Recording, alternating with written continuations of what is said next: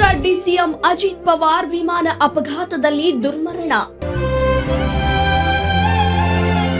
ಮಹಾರಾಷ್ಟ್ರ ಜಿಲ್ಲಾ ಪಂಚಾಯಿತಿ ಚುನಾವಣೆ ಪ್ರಚಾರಕ್ಕೆ ತೆರಳುತ್ತಿದ್ದ ವೇಳೆ ಘಟನೆ.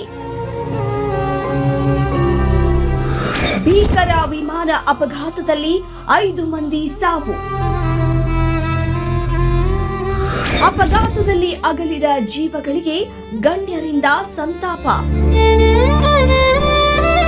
ಇಂದು ಬೆಳಗ್ಗೆ 8:45ಕ್ಕೆ ಮಹಾರಾಷ್ಟ್ರದ ಜಿಲ್ಲಾ ಪಂಚಾಯಿತಿ ಚುನಾವಣೆ ಪ್ರಚಾರಕ್ಕೆ ಜೆಟ್ ವಿಮಾನದಲ್ಲಿ ಪ್ರಯಾಣ ಬೆಳೆಸುತ್ತಿದ್ದ ಡಿಸಿಎಂ ಅಜಿತ್ ಪವಾರ್ ಲ್ಯಾಂಡಿಂಗ್ ಸಮಯದಲ್ಲಿ ಅಪಘಾತವಾಗಿದ್ದು, ಈ ಭೀಕರ ದುರಂತದಲ್ಲಿ 5 ಮಂದಿ ಸಾವನ್ನಪ್ಪಿದ್ದಾರೆ.